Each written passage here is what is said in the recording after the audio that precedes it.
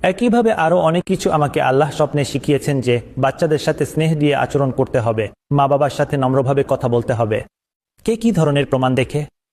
আর তখন মানুষ বলবে যে এই সমস্ত জিনিস ইসলামে, কুরআনে ইতিমধ্যেই বিদ্যমান, এগুলো একেবারেই বিদ্যমান, এতে নতুন কিছু নেই। কিন্তু আপনি কি এগুলো অনুসরণ করেন?